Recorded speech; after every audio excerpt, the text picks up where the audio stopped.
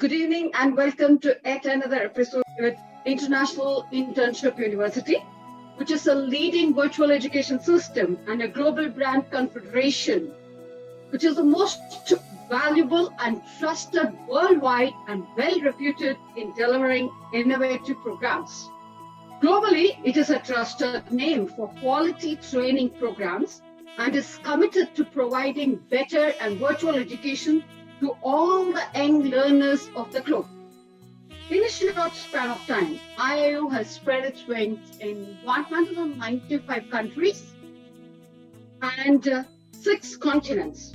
Under the strong leadership of its visionary founder, Mr. Piyush Pandit Sir, a committed and inspiring social activist, a passionate educationist.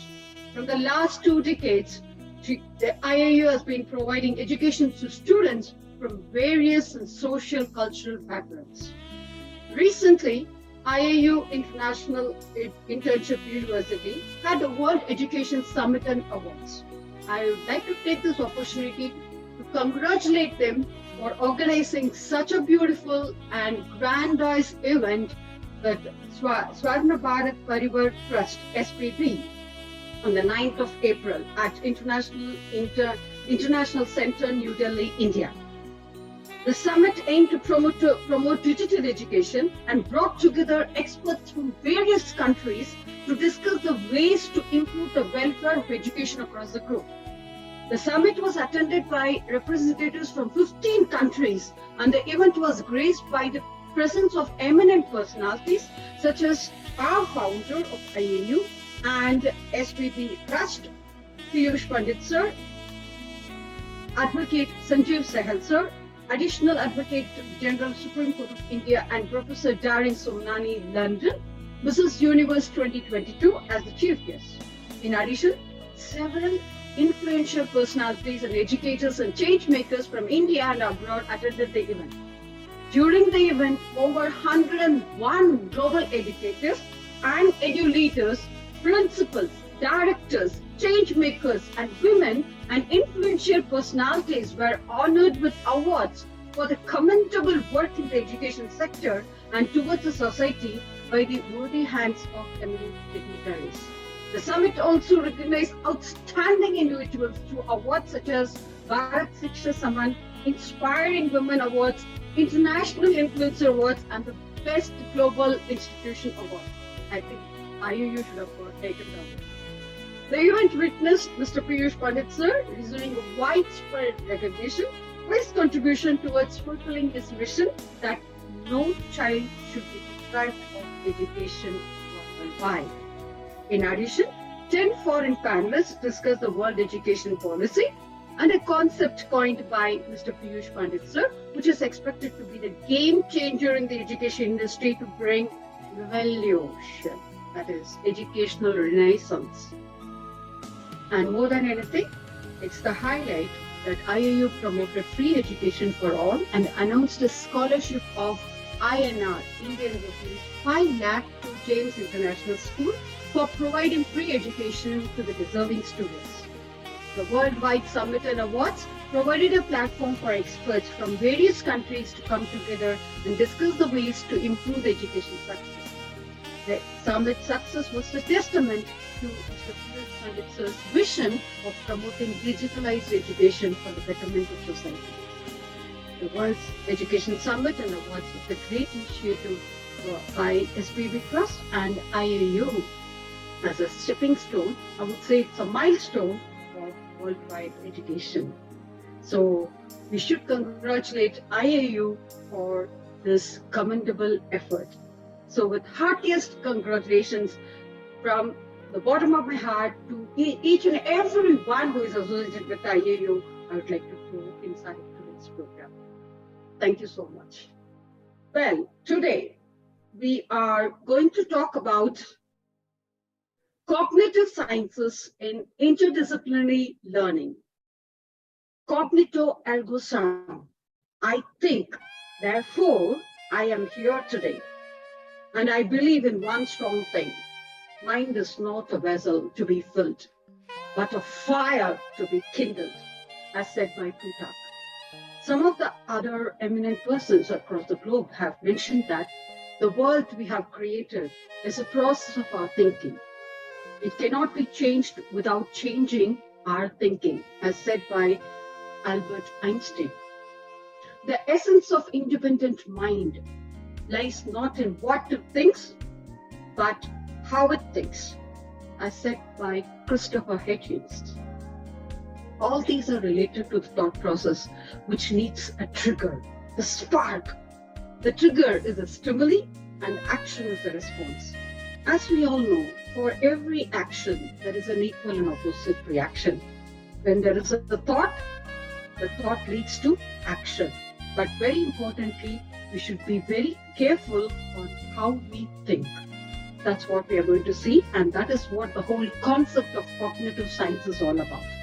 Cognitive science studies the human mind and brain, focusing on how the mind represents and manipulates knowledge and how mental representations and processes are realized in the brain. As we all know, just to have a recap, we made brain and its domains.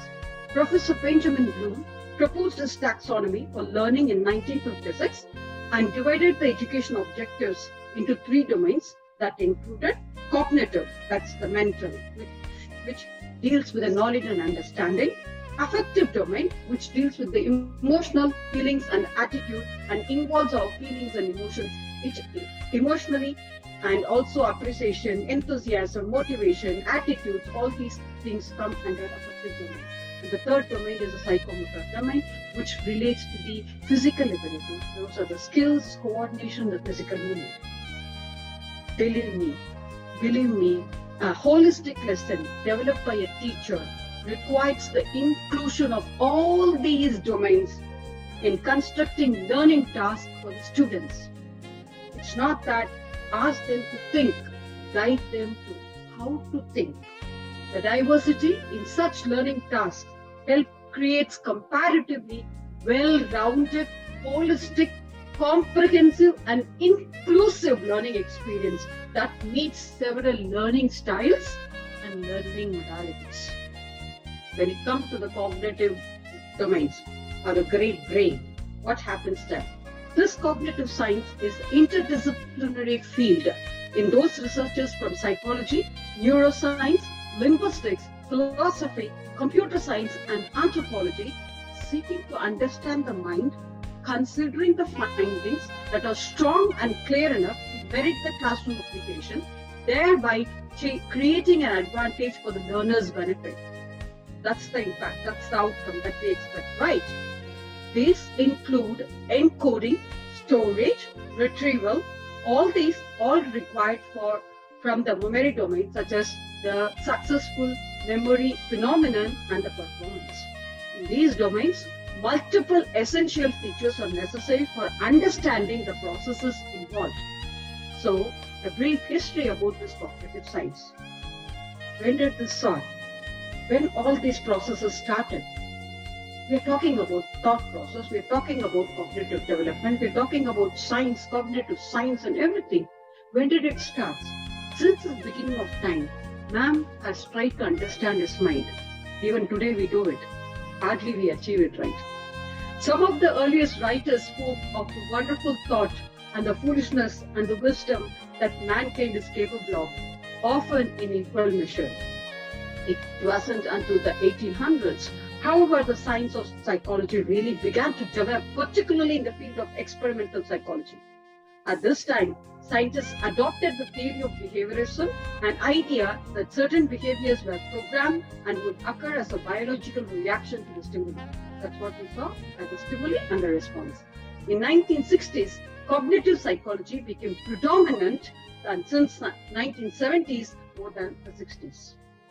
And it all started with this great gentleman, Mr. William Binnell, and who was a father of psychology, the founder of modern psychology, opened his first psychology lab in 1869, and he wrote the psychology textbook applied to the laboratory checklist to study of mind. It was followed by a short while later, Mr. Sigmund Freud conducted case studies to support his theories and ideas. which was again followed by eminent personalities and great scientists. In 1950s, cognitive revolution began when many researchers like Mr. Miller, Mr. Broadbent, Mr. Chomsky, Mr. Newell developed mind-based theories based on computational procedures and complex representations that came up with derivations of cognitive sciences. Cognitive science means what? Let's see. It means concern with knowing. It was derived from the Latin word cognitivus. That means to get to know, to acquire knowledge, and more at cognition. Now, what is this cognition? Cognition is the act of thinking, perceiving, and understanding. The word cognition is often used in scholarly or formal writing about learning and thinking. However, you can use it to describe whatever happens when you use it for your own brain power to complete a crossword puzzle or even remember mathematical equations for a test. The psychological basis of this perception results in reasoning and learning and reasoning. So cognition makes it possible for you to learn even a foreign language. So understanding should be distinguished from the social, emotional, and creative development and the ability. Cognitive skills and knowledge involve acquiring factual information, often the knowledge that can be easily tested.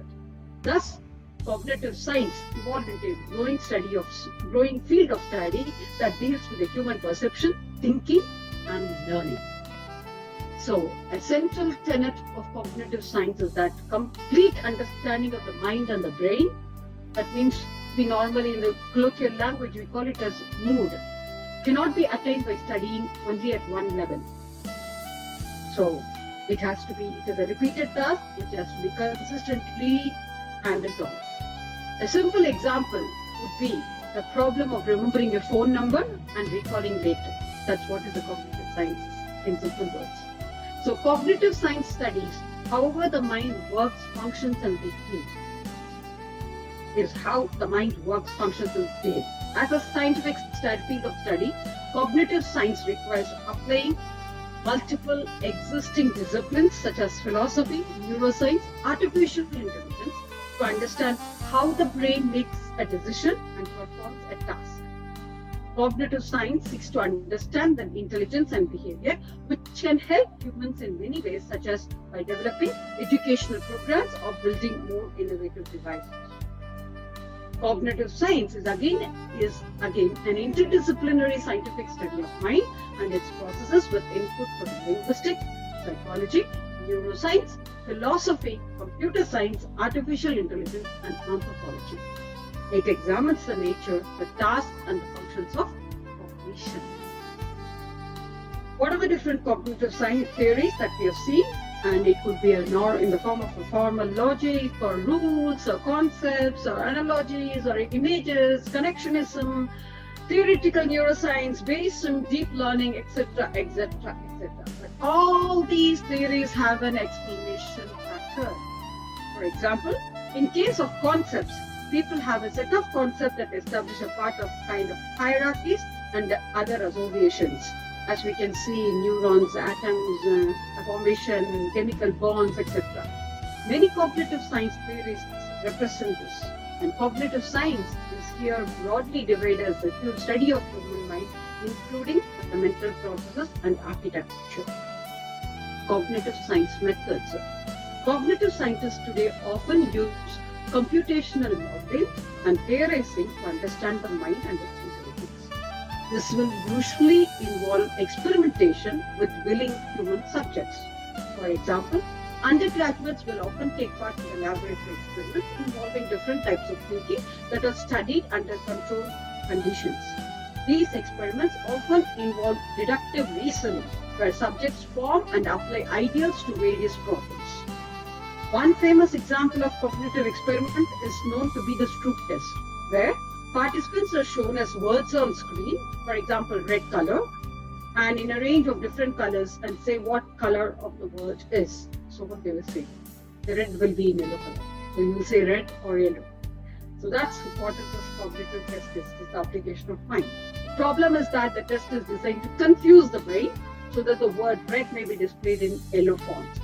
These tests are designed to measure the logical thought and assess how quickly the brain suffers stress when it gets an answer wrong.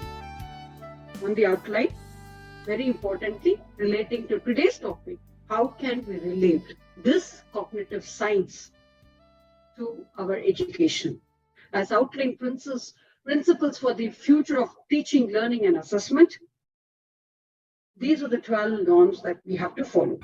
Early literacy and numeracy are the vital foundations of broad and balanced learning. Curriculum coherence in line with the curriculum content and standards, teaching practices, learning resources and assessments remain fundamental to the high equity and high attainment of all learners. Curriculum and assessment and all other requirements should be manageable load for all teachers. Effective learning should be built on the variety, should be a well-managed mix of adaptable approaches and models. Excellence in teaching and elevated attainment can be supported by well-designed and carefully chosen technology that can support teaching and attainment. Well-trained and well-supported teachers are the center of the high-quality pedagogy, high attainment, and well-being of the learners. Access to high-quality teaching learning materials is essential for high-quality, manageable education at all ages. Dependable assessment is vital for social justice, learning support, and equitable progression. Clear standards are the importance of equity, accessibility, and progression for all learners. Equity and high attainment can be achieved hand in hand. First and second language skills are essential for all learners, including English as a language of internal communication. So in those 12 norms which are to be followed for as outlined principles for the future of teacher learning assessment, evidence and cognitive science should form to inform the teaching practices. So we have to look into our teaching practices to involve or to integrate cognitive science into it. Examples of how cognitive science evidence can be used in this education.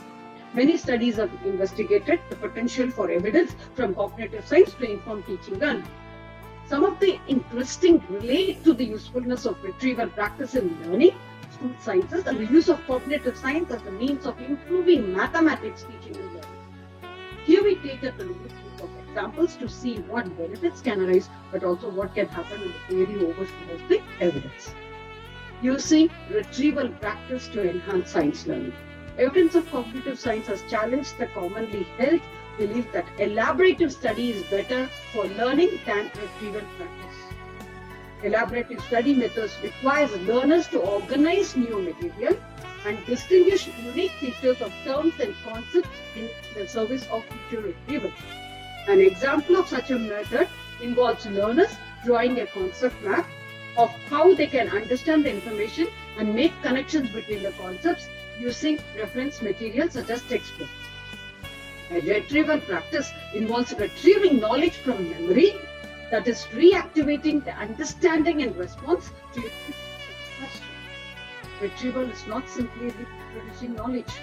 It is a more complex process that involves reconstructing knowledge which has been brought to the mind. Retrieval practice is a promising approach to improving teaching and learning, especially the learning with 3 R's: recall, recognition, and relearning. Use cognitive science evidence to improve teaching learning in mathematics. Richard Johnson colleagues are focused on how cognitive science in the classroom-based research can maximize mathematical learning. They have explicitly drawn on 2 sets of cognitive science findings. When considering one thing, people tend to focus on service features. So for example, when you study about the geometrical patterns, this is the usual thing. And so many questions have come up, how many squares are there when squares are put inside the triangles and so many things. When considering a pair of things, people tend to note critical standard features of each item. The similarities and differences between 2 things process the aids learning. Say for example, when we look at the living things, what is the lesson objective that we write? Recognize or look into their current world and recognize and able to understand or enumerate the similarities and differences between them, right? Looking at the things around. So all these things, comparing things can improve learning, guiding students in the mathematical conventions such as noticing Practicing graphical conventions and interpreting visualization example graphs can improve the comprehension of visualizations. Revisiting material learned earlier and actively retrieving material from long-term memory in a low-stake environment can improve the durability of learning. Of course, last but not the least, scaffolding, which is very, very important, which we need to really go back and think and act and check whether you are in the right path, adjusting support to reflect the learner's level of performance, such as using hints and questions, of course, can promote deeper learning. So to conclude, high-level process for applying cognitive science to teaching practice. Cognitive scientists test hypotheses in controlled experiments. Educators and cognitive scientists translate findings to potential teaching practice. Educators and cognitive scientists trial these potential teaching practices in education context. Policymakers and teachers apply the teaching practices which are successful in trial. So how do we conclude? Cognitive science is an area of study that usually inform education policy and practice. However, for evidence from cognitive science to have a desired effects of maximizing learning and improving teaching, it needs to be interpreted and used appropriately. By whom? By the teachers. In addition, its effectiveness in education settings needs to be first tested, very importantly, that's the risk management comes in, before it can form the basis of the education policy and practices. As the figure above shows, cognitive scientists and educators should collaborate to translate cognitive science findings into potential teaching practices. These potential teaching practices should be then trialed in education settings to ascertain their effectiveness. If satisfactory evidence of their effectiveness is generated from the trials, they could then be widely applied in educational practice. So we talked about what is cognitive and what is cognitive theory. What are the strategies for cognitive theories? What is cognition? And how does our brain works in cognition? And what are the different practices? How we could relate the cognitive sciences? Who are the researchers who have contributed for this cognitive science? And how these researchers and these things can be applied in a teaching practice to make our teaching more effective. Moving ahead, how we can make our teaching and learning practice more effective with the use of cognitive science. That's what we're going to see. Summary. What is cognition? Cognition can simply be defined as the mental processes and abilities in which people engage on a daily basis, such as memory, learning, problem solving, equation, reasoning, and decision making.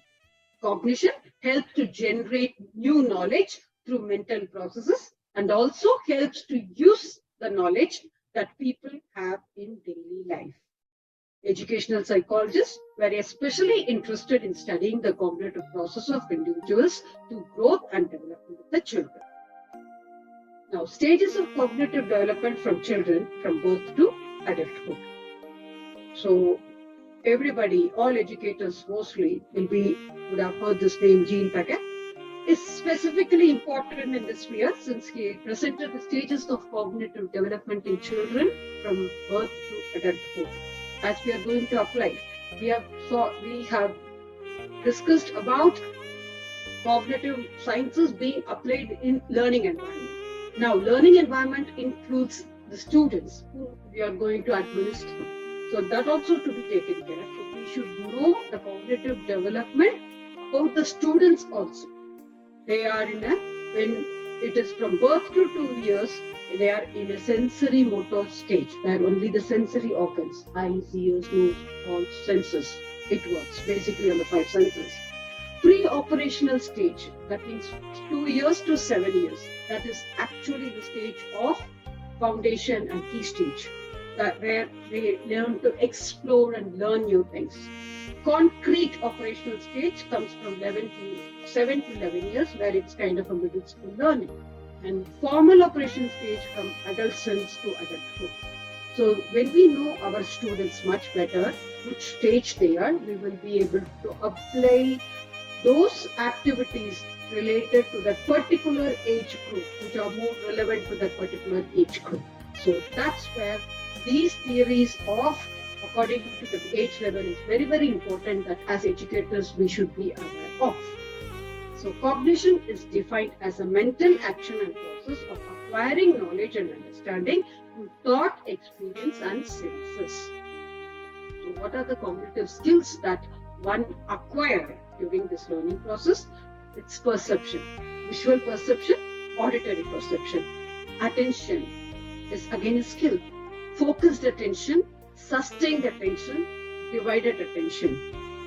Memory is again a skill. Short-term memory, working memory, long-term memory, visual memory, auditory memory. Logical and reasoning, deductive reasoning and inductive reasoning. Different types of, we will be seeing about them as we move further. Different types of cognitive processes that are involved in it. They include attention. When it comes to attention, attention is a cognitive process. It leads to the brain that allows people to focus on specific stimuli in the environment. Playing dark, looking at the particular point with keenness, that is attention. Language. Language and language development are the cognitive processes that involve the ability to understand and express the thoughts through spoken and written words. This allows us to communicate with others and play an important role in the organization of our thought as well. As many of you, when you are bilingual or multilingual, you normally tend to think in your own language and then you translate and then you communicate. So there is always a delay in the communication process. That means you are still acquiring the skill of the cognitive process that when it comes to the language is concerned. But it comes with the flow, it comes with the practice, it comes with the consistency. Learning. Learning requires cognitive processes involved in taking new things, very important. What I have learned today, what did I know before, what am I learning, what I'm going to learn from now. Synthesizing information and integrating with the previous knowledge, that is very important. When we say previous knowledge, it normally relates to the memory. Memory is the important cognitive process that allows the people to encode, store, and retrieve information. It is a crucial component in the learning process and allows people to retain knowledge about the world and their personal experience. Perception. Perception is again a cognitive process that allows people to take in the information through their own senses, then utilize this information to respond and interact with the world. Thought. Thought is again an essential part of every cognitive process that we see. It allows people to engage in decision making, problem solving, higher reasoning. So, moving ahead, the skills required and acquired in the course of cognition or, according to Bloom's taxonomy expanded, process of these, we have to always go from down. It's sensation, then comes language, then perception. When it comes to perception, it's visual, auditory, and processing speed. Then the second stage is attention. When it comes to attention, as we have seen before, it has focused attention, sustained attention, and divided attention. So we will be able to categorically tell our students what kind of skill or which skill are they into. When it comes to the remembrance and memory, it is sensory memory, short-term memory, working memory, long-term memory, visual and auditory memory, and sequential memory. When it comes to the understanding, it is logical and reasoning. The process of reasoning, ability to draw conclusions, ability to make inconsistency relationship, important for reading comprehension. So the next stage is, these are the cognitive skills that are applied when it comes to the application of the Bloom's taxonomy, which moves further, which tapers towards when you are applying, you are able to analyze, evaluate, and then create. So, in this process, what is very, very important, once the creation is done also, retrieval practice is a promising approach to improve the learning with 3 R's: recall, recognition, relearn. just to make the learning process more successful.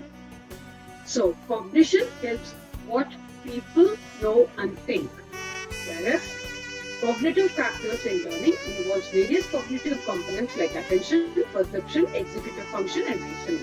It also involves various strategies that one uses to learn something new.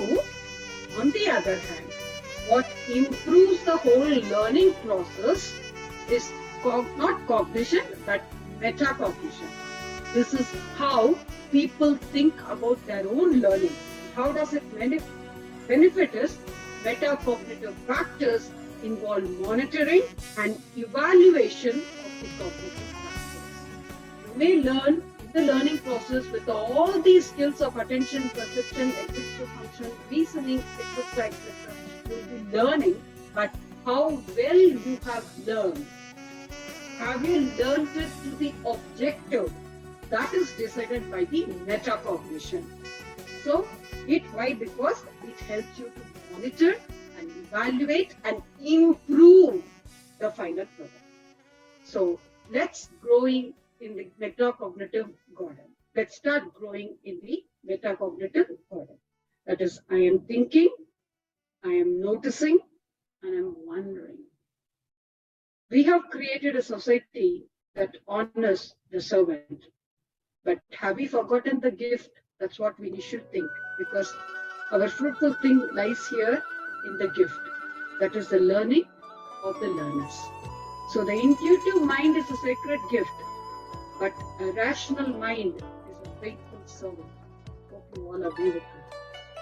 So what is metacognition? Thinking about your own thinking. We need to develop an awareness on what we are doing, where we are going, how are we going there. We need to know what to do when we do not know what to do. So all these things, it's not only for learners, it is for all stakeholders, normally even educators, even teachers. So we should always know what are we doing, where are we going, how are we going there, are we doing right? We need to know what is to be done, and we need to know when we do not know what to do, that also we should know. So it's a kind of self-regulation, self-monitoring, that the students monitor their own comprehension and accessing their own abilities without teachers, which is very important. Such a self-regulated learning will always yield its fruits when it comes to the student learning. Such self-regulation or the metacognitive skills are the one of the ultimate goals of learning, where the student will take the responsibility of his or her own learning process. So metacognition is literally beyond knowing what one knows and doesn't know, promoting student ability to self-monitor levels of understanding and predict how well she or he will do on a particular task. That means, am I capable? Will I be able to do? If I want to do it, what are the things, what are the skills I should have more?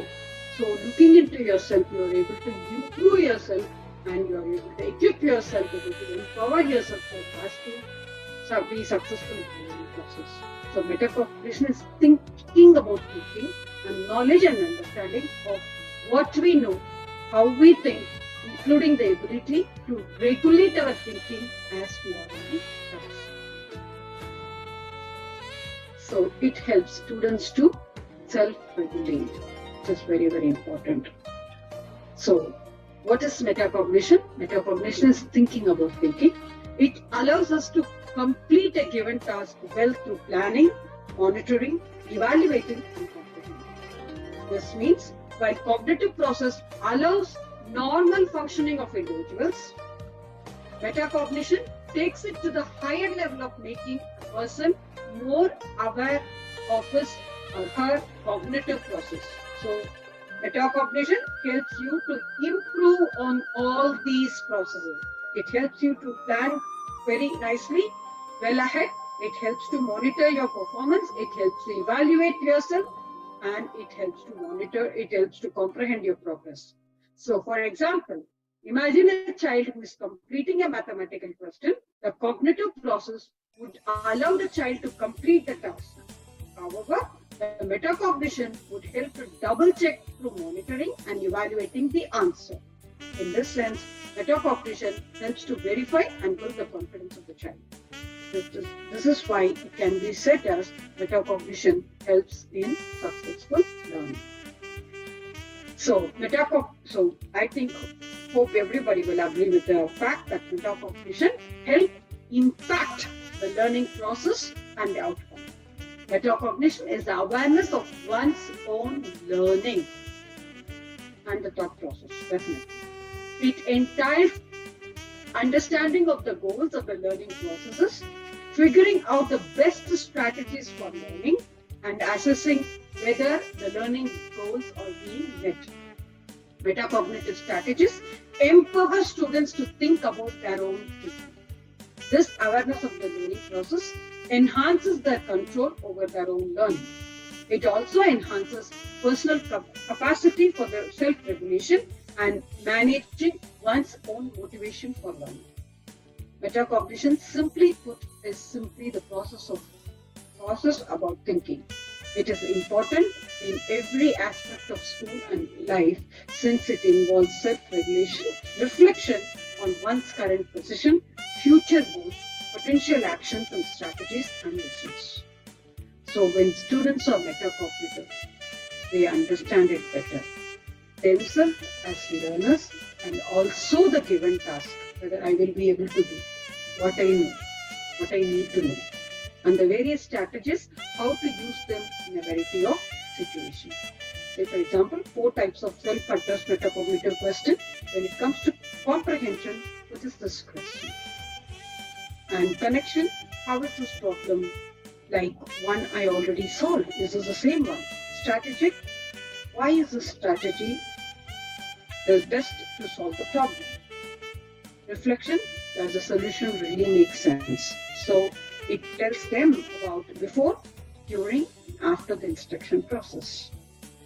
So most closely associated with teachers' instruction practices, teachers' metacognitive practices, if done effectively, it can lead to student self-regulation and learning practices. As we have seen, when students are metacognitive, they learn better. I can apply my knowledge in various situations. This is my task. I know my steps. I have ideas and solutions. And what is metacognition that you have seen?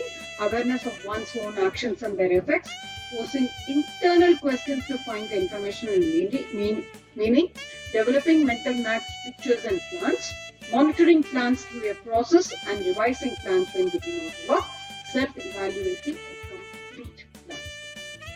And that's how, what is the outcome?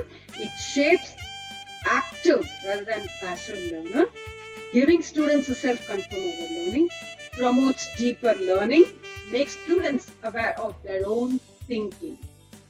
So why is metacognition important?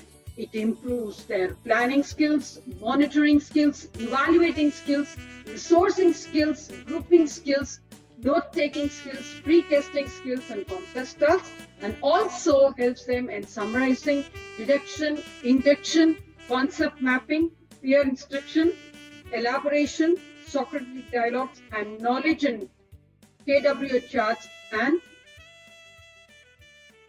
graphic organizers. Sorry.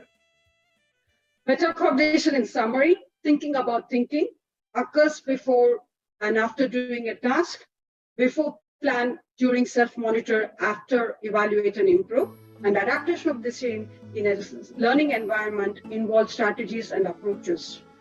So it is definitely an interdisciplinary understanding. So this is what it really helps the learning. It makes the learning more successful.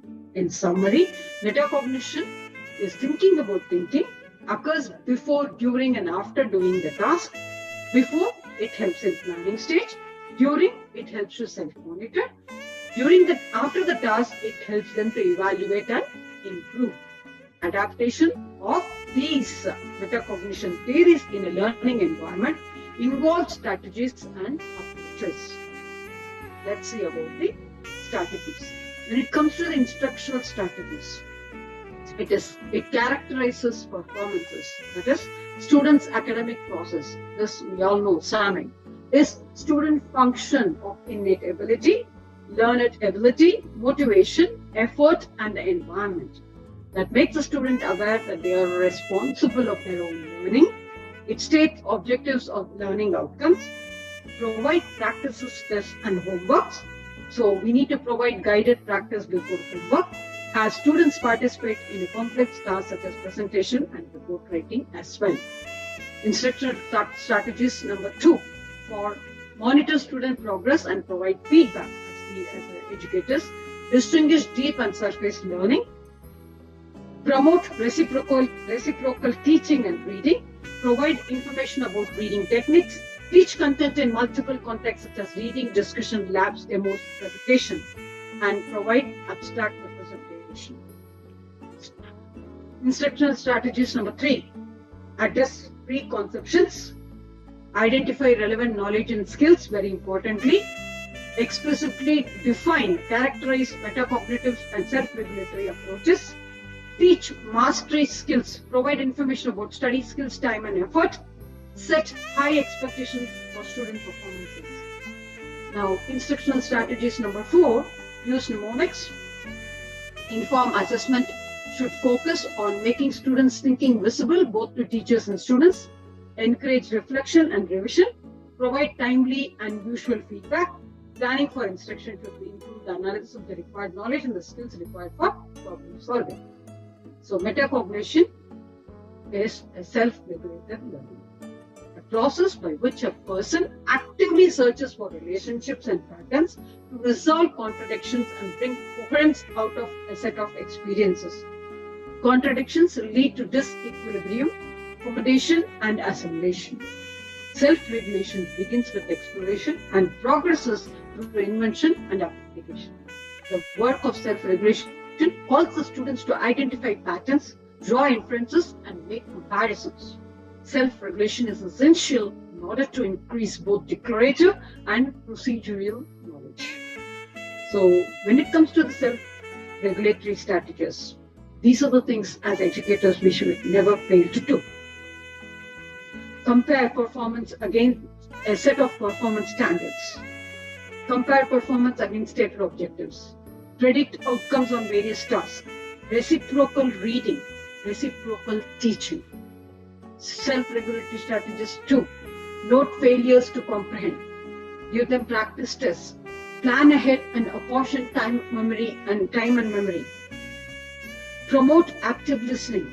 Analysis of the problem solving, explain what it is done, why is it done. So when it comes to that, how metacognition and assessment capable learners are connected. The connection between the metacognition and assessment capable learners is the learning aim of any set of lessons is to get students to learn the skills of teaching themselves and the content of understanding, that is self-regulating their own learning. That is, I am thinking, I'm noticing, I'm wondering, I'm feeling, I'm seeing. So thinking about themselves, thinking about the thinking stems. This requires help students to develop multiple strategies of learning and to realize why we need to invest in deliberate practice and concentration on the learning. So strategies and outcome is that we could employ reading strategies, writing strategies, processing and recording strategies, possible selves and goal setting strategies, community building strategies, mathematical strategies. So the 2 layers of problem solving: select appropriate strategy for the problem and apply and monitor the strategy, and thinking and monitor the process of thinking as well. So the strategies include how to approach a given task, evaluate the progress, and monitor and adjust, modify, change. So before learning, ask yourself, what is my goal? So this is what we need to direct the students.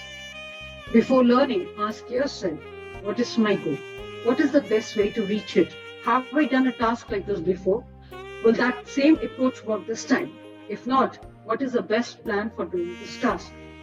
During the task, ask yourself, how is my learning going so far in relation to the learning target and success criteria? Do I need to change my strategy? If I keep going like this, will be successful? Will I be successful? After learning, ask yourself, did I reach my learning target? Why? Why not? Why I did not? What worked well in doing this task? How did it work? Why did it work? Why it did not work well? Even that also one should ask for. If given a similar task in the future, will I be able to do it the same way, or am I going to adopt a similar? So it is self-regulatory learning, looking into self on their own potentials, their own learning, and this learner will take the responsibility of their own learning. So the criteria for self-evaluating is when they plan, what is the nature of the task, what is my goal, what is the kind of information strategies do I need to solve this issue, what is the best approach known to me is to approach this, to solve this. So self-monitor, do I have a clear understanding of what I'm doing? Does the task make sense to me? Am I reaching my goals, or do I need to make changes? So evaluate and revise, again, very, very important. Have I reached my goal? What worked? What didn't work? What I would have done, I would do differently next time. So it prompts metacognition, prompting metacognition, thinking about their own thinking and action. An approach for the task or the problem which is effective, efficient, and adaptable. It includes method of selecting the appropriate strategy, applying, monitoring, and adjusting use of the strategy, evaluating the progress using the strategies. So, relating it to the KWL chart. What I already know, what I want to know, what I've learned. Did I learn anything new? Who or what helped you in learning? What do I need to help with? What are you most pleased with? With my knowledge, what do I need, what to learn next? Do you remember what we learned during the learning today? So, in that case, feedback and assessment is very, very important. Feedback to the student can be focused on self-regulation effect. Such feedback can have major influence of self-efficacy, self-regulatory proficiencies, and self-beliefs about the student learning. So, when will it actually benefit the student when you are using metacognition? It changes from the fixed mindset to the growth mindset. It increases the motivation and also the effort. It increases student ownership of the learning. It has most positive attitudes and improved performances. So creating a conducive environment for promoting metacognition is that create an environment for risk-taking, make deliberate mistakes, think loud across the content areas and situation, coming out of the box situation, moving ahead from the comfort zone, convey the message to everyone that we can always learn from a mistake and promote growth mindset. That is, there is always a chance for change and growth. So being metacognitive, we are all winners to finish the race. So start line, get set, ready, go. Keep on moving, keep on tracking, finish line, you repeat. How successfully you are able to move. So that helps in the thought process. So in summary, to relate it to today's topic, cognitive science must combine neurology, psychology, anthropology, linguistics and statistics, and women's studies which might combine the gender studies, history, literature, biology, etc., etc. Public health which might combine medicine, sociology, and psychology. So with all these disciplines, how we are going to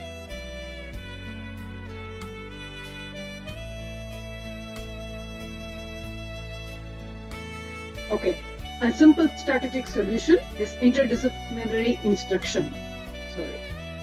An example of interdisciplinary teaching is that food is studied in every discipline and can serve as a theme for interdisciplinary instruction. A science teacher may teach the children about the life system and that exists in the river, while the social studies teacher might be able to help the students research the local history and people who used to the river for food and transport.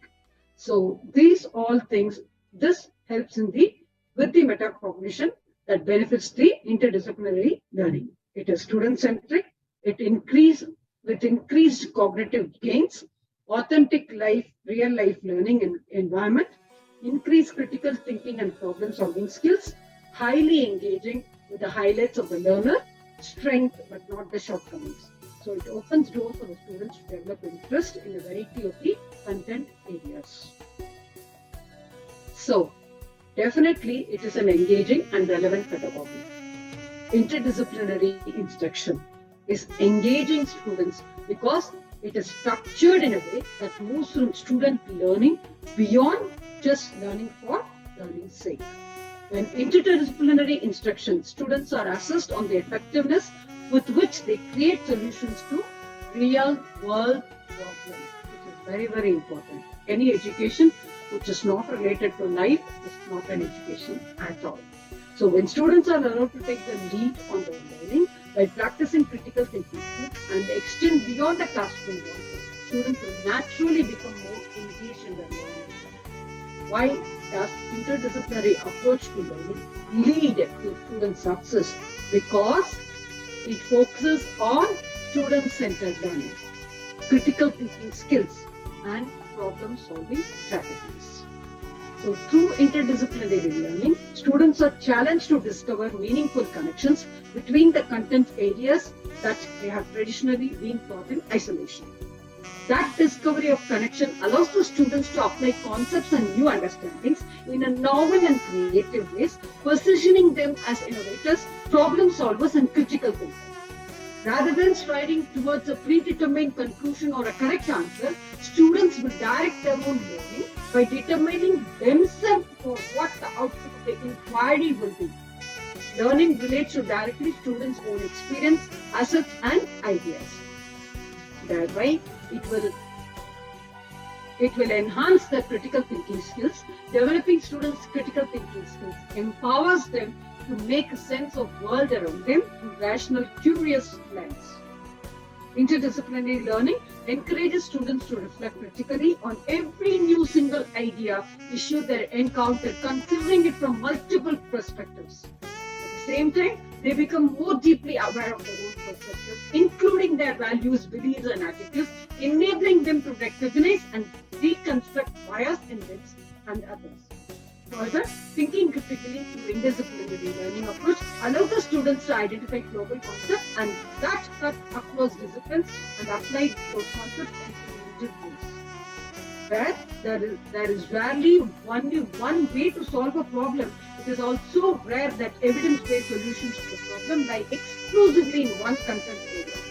By capitalizing both on declarative and procedural knowledge across the multiple content areas, students can leverage insights that built upon the unique strengths of individual disciplines and offer solutions to complex problems. Students can accept uncertainty and ambiguity in the learning, develop an ability to evaluate the information and from multiple and sometimes conflicting perspectives also. This leaves the students prepared to gain a deeper understanding of concepts and ideas in a way that is essential to thriving in the world that we cannot closely predict. So these three strategies help in the interdisciplinary teaching. Strategies that help in the interdisciplinary teaching are contextualizing very clearly and conceptualizing and the problem-centric.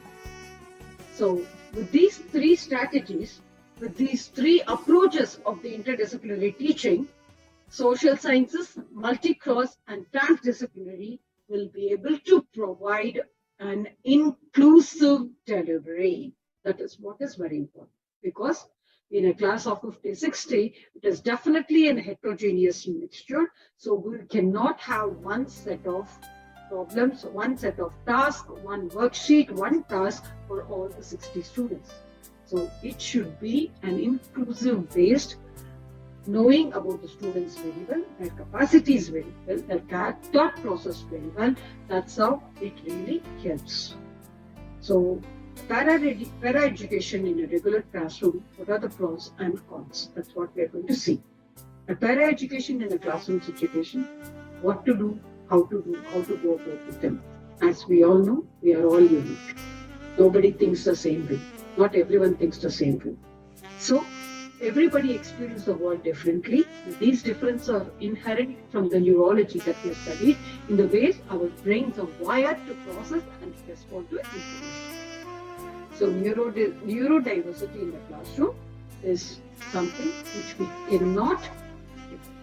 Neurodiversity refers to the diversity of the human brain and cognition, for instance, sociability, learning and attention, mood and other mental functions. And this is quite, everybody is quite familiar with this. So what strategies that we need to adopt is, we should adopt strength-based strategies which help the students to succeed in school and life.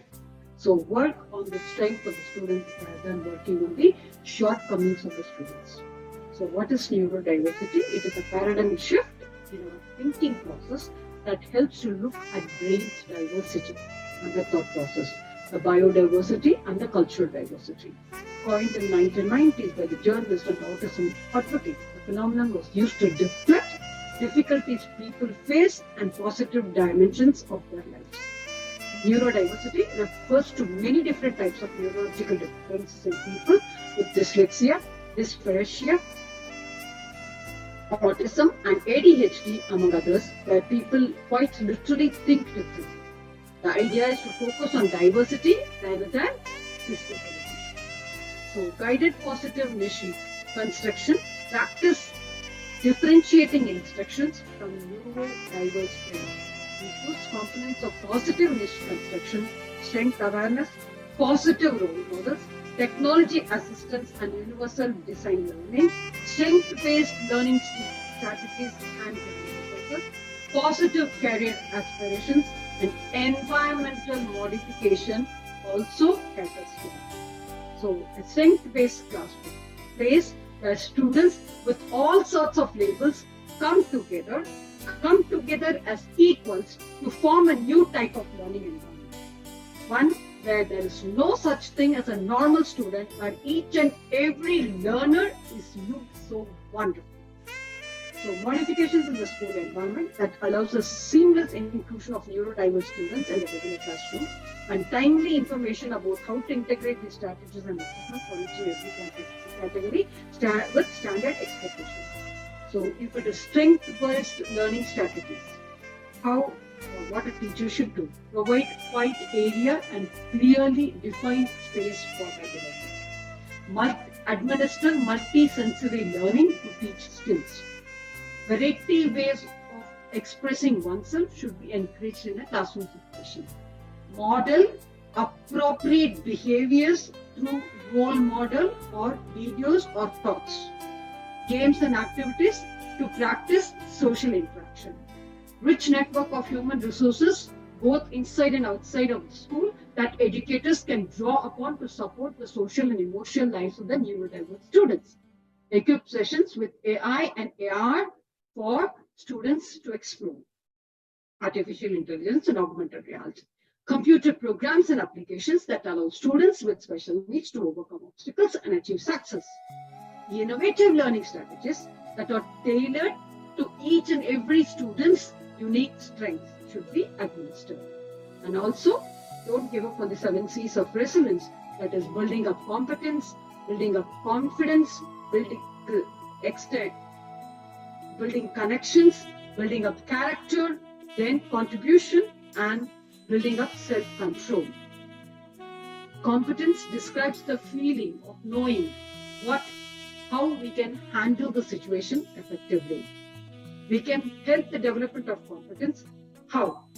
Helping students focus on individual strengths, focusing on identifying mistakes on specific incidents, empowering students or the children to make decisions, recognizing their competencies of siblings individually and avoiding comparison, which is very, very important. These things help the students to develop their competence. And how to improve the confidence level of the students is that the child's belief in his own abilities is derived from competence. We can build confidence by focusing on the best in each child so that he or she can see it well as well. Clearly expressing the best qualities such as fairness, integrity, persistence, and kindness. recognizing whether he or she has done well, praising honestly about the specific achievements of not diffusing praise that may lack authenticity, not pushing the child to take more than what he or she can realistically have. Connection, developing close ties to the family and community creates a solid sense of security that helps to lead strong values and prevents alternative destructive thoughts to love and attention. You can help your child connect with others by building up a sense of physical safety and emotional security within the home and also the learning environment. Allowing the expression of all emotions so that the kids will feel comfortable reaching out during difficult times. Addressing conflict openly in a family to resolve the problems. Creating a common area where family can share time. Fostering healthy relationships that will reinforce positive messages. Building up character, which is very important. Children need to develop a solid set of morals and values to determine right from wrong, to demonstrate a caring attitude towards others, because it all reflects in their thought processes. To strengthen your child's character, start by demonstrating the behaviors that affects others. That means good behaviors. Helping your child recognize himself or herself as a caring person. Demonstrate the importance of community and the community-related activities and contribution to the community. Encouraging the development of spirituality. Avoiding a racist and hateful statements of stereotypes. Contribution. Children need to realize that the world is a better place because they are in it. So they take the ownership of it. Understanding the importance of personal contribution can serve well as a source of purpose and motivation. Teach children how to contribute, communicating to children that many people in the world do not have. Stressing the importance of serving people by modeling generosity. Creating opportunities for each and every child to contribute in a way. Coping up. Last but not the least, learning to cope up effectively with stress will help the child to be a better prepared and to overcome life challenges. Positive coping lessons include modeling positive coping strategies on a consistent basis. Guiding the child to develop positive and effective coping strategies, realizing that telling him or her to stop negative behavior, which will not be effective. Understanding that many risky behaviors all attempt to alleviate the negative thoughts. So, very importantly, finally, building up self-control. Children who realize that they can control the outcomes of their decisions are more likely to realize that they have the ability to bounce back. That means they can handle the situation very well. Your child's understanding that he or she can make a difference further promotes competence and confidence. You can try to empower child by helping them to understand that life events are not purely random, that most things that can happen are the result of another individual choice and actions. Learning that the discipline is about teaching, not punishing or controlling. Using discipline to help your child to understand that his actions produce certain consequences. So we are all in this together, and it benefits both, not only the student, but also the teacher as well. Starting with the Pygmalion in the classroom. Studies in 1960, educators have long been aware that the teachers who have the higher expectations of the students ends up with having higher achievement level of the student. And the reverse is true as well. When you have higher expectation of the teacher, you end up having achievements or higher achievement of the lesson as well. So neurodiversity contribute to the cognition ability, emphasis in looking at the students with special needs, primarily in terms of their gifts and abilities, and using these strengths to develop them to deal with the challenges. So there is an inclusive point which is adopted with us, with the positive view pays off in dividends as the student rise to the expectations of the teachers. So we need a growth paradigm to replace a deficit paradigm. The pioneers of the special education in the first half of the 20th century used this term to describe neurodiverse individuals as moron, feeble-minded, minimally brain damaged, and educationally handicapped. In the 21st century, we are rediscovering the people with neurodiversities possess gifts that often dovetail with cutting-edge careers in information technology, entrepreneurship, and science. It's a time that special educators use this knowledge to help the students affirm positive futures for themselves. Neurodiversity supports the inclusion movement, definitely. Students with special needs who are included in the classroom develop more positive views of themselves, form friendships with an improved thought process with neurotypical kids, and are better able to keep up with the curriculum and learn important academic skills. Neurodiversity helps support inclusion by convincing the regular classroom that the teacher that adding a neurodiverse student will actually make the classroom better for the students with neurodiversities, will bring in positive qualities, attributes, and gifts to make a positive contribution to the classroom. It aligns the school other programs and the policy of diversities as well. Virtually all schools have policies that promote the value of diversity, both cultural diversity, honoring the students from different races, ethnic groups, gender roles, etc., and the biodiversity from the classes and the units of biology and the related disciplines. Some of the school districts are even departments of diversity to promote these policies. So neurodiversity can be viewed as another positive contribution, another positive thought to this overarching commitment to the diversity, and should be integrated well in both classroom lessons on diversity and education policies, dedicating to promote equity in learning. So it helps to reform schools as well. Neurodiverse students are like canaries in the coal mine. The coal miners brought canaries down in the mines with them. If an air blockage developed, the canaries would fall off their perches for the lack of oxygen. This would warn the miners to get out. Students with special needs through the difficulties with academics, behavior, and attention help to reform education system with a focus on inclusion that will ensure the learning is benefit.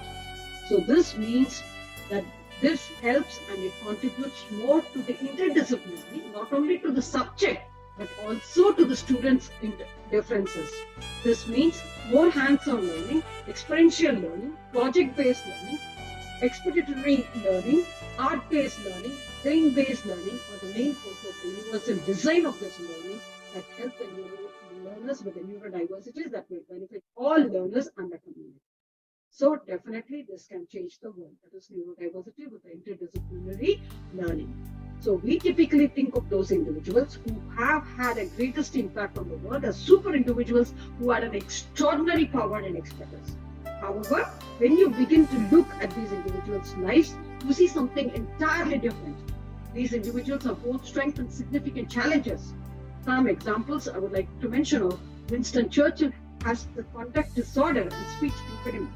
Henry Ford had learning disabilities. Thomas Edison had clear signs of ADHD. Agatha Christie had dyslexia. Helen Keller had significant sensory impediments. This list could go on.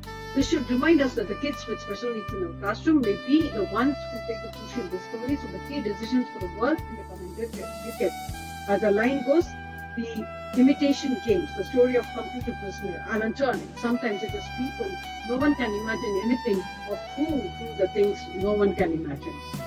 So with that, we have learned about the interdisciplinary application in a classroom situation as well, not only pertaining to the subject, not only pertaining to the skills, but also to the inclusive factor as well. So relating education to life is very, very important. Any education which is not related to life is definitely futile. So to relate education to life, exactly what is last but not the least is that transdisciplinary. What is transdisciplinary teaching? Is moving beyond just teaching across the disciplines, using common themes and topics and thought process or issues that thread through the different courses. Transdisciplinary requires the collaboration between the disciplines to create a cohesive curriculum in which the students collaborate to solve multifaceted problems. Transdisciplinary requires innovation, cooperation, and intentionality. And what's next for cognitive research? Cognitive science is born out of the desire to understand who we are, why we think, and how we think. As we find more about the neural pathways, responses to stimuli, that's what we started with, and the conditions, we dabble with technologies such as artificial intelligence and cognitive science becomes so much more rather than a way to understand the meaning of life. Thanks to the advances in the cognitive experimentation techniques and technology and scientists, that's all those things that we have seen, the strategies, the theories, And the implementation in the classroom, how to recall, how to revive everything. Scientists are getting closer to discovering breakthroughs that could cure debilitating diseases such as Parkinson's diseases and designing computer algorithms. So where we are heading to is very, very important. This is the optimum, this is the objective. In the 2020 Future Skills report, the Institute of Future Think Tank emphasizes that the need for skills transdisciplinary develops.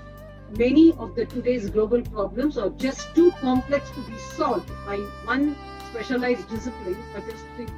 These multifaceted problems require transdisciplinary solutions. While throughout the 20th century, even greater specialization was encouraged. The next century will see transdisciplinary approaches take center stage.